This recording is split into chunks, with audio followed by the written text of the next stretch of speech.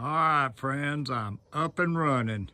Medium sunlight and kicking out some power. I've got 14 455 watt, 11 amp solar panels hooked up in 2 strings of 7. So 7 on the left, 7 on the right. And then that last panel in the back is an extra one I had that I've got wired into just a home base system. But so I've got 2 strings of 7, so I'm pumping out nearly 26 amps at 340 volts DC coming out of the sun into those panels, going and supplying power through the inverter to the 600 amp hour 48 volt lithium ion batteries in the house. So here's the panels, here's what they're doing. I'm working on getting some special meters to hook on it so I can see actual power flow and analyzation, but this is the start. So now I'll move on to the inverter and then the battery bank. All right, everybody, so I'm taking all that solar power, bringing it in. It comes into this main box here, so I can disconnect it from the system. I've got a main breaker here for my batteries. That's 48 to 56 volts DC there. This is the EG4. This is the heart of all the systems and everything. So I've got my power from my solar panels feeding in right here. They're going in, and so you hear the thing running. Puts out a lot of heat. This is my water compartment of the RV and everything, so I thought I was going to be worried about wintertime having frozen pipes and had to have some extra heat in here. But this system will produce enough heat when I close this system up where it'll maintain it all. Won't need nothing extra. Okay, so now that I've got this built in, turned on and running, I'm supplying all of my own electricity here. Now I'll start on the next phase. I've got to rebuild this box here, which houses the outside version of my mini split heat pump. So I've got to rebuild it to come back so I can accept a larger heat pump and get my whole back area into like a fireproof situation and insulated.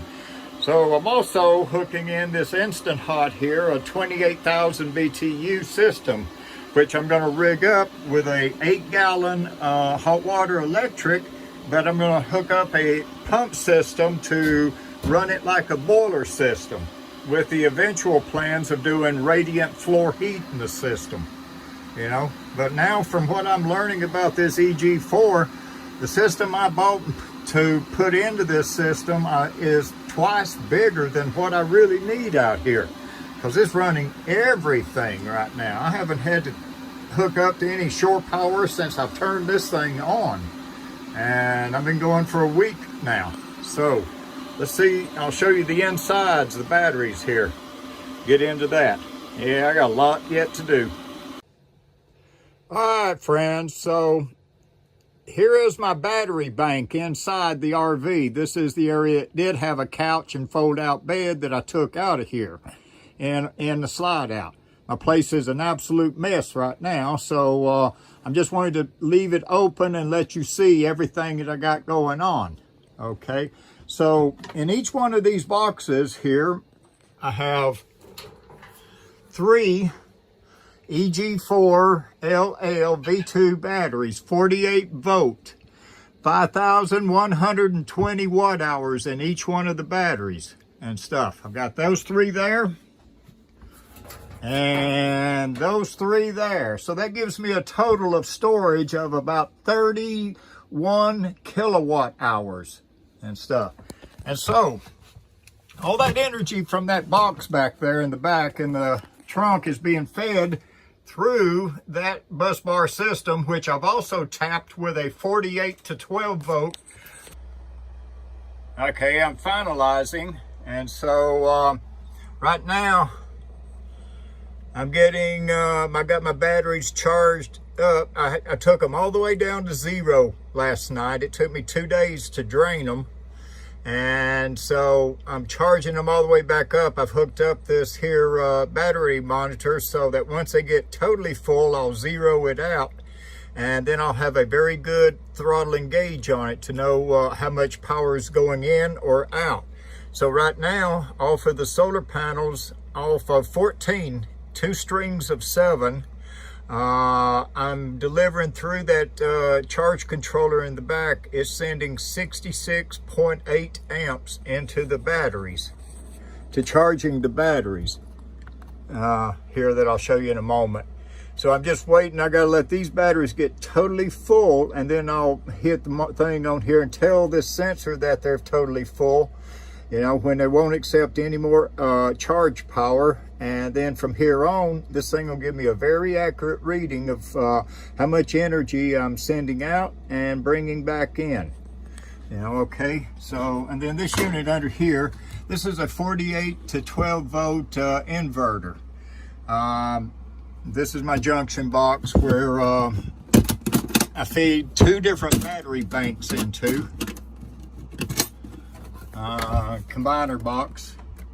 And so I feed all these battery banks. Here's one of them, and then here's the other one right beside me, and then they feed into there and then through a bus bars and then join the main cables and send them back there to that inverter, or back and forth. And then the solar panels keep these through this box here, keeps it all charged up and all. So, whoa, here. Okay, so here's battery bank number 1. And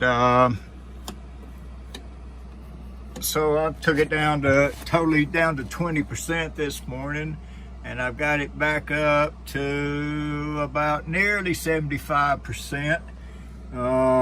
So they're charging. I'm getting 10 amps and 11 amps and 10.10 amps in each of these batteries, charging them back up. Idea is I want to get them back up to 56 volts, you know, then float them off to 54 volts, you know, and same on this bunch over here. So just through today, I've delivered from my readings up there nearly 30 kilowatts of power from the panels. So it's going to be interesting how much more juice I can produce. So I'm going to be putting all this back together. I'm still in work mode, and I got to, you know, cover it up some, but and get everything back up. Then I'll hook up all my electronics and monitors, computers, and all that stuff, and let you see what all this powers. Right now it's powering the mini split, the electric water heater, the microwave, hair dryers, all the electricity, refrigerators, everything in here. I'm getting, like I say, the panels are powering all that, plus sending 60 something volts or amps to the batteries. This is a kick-ass system. Alrighty.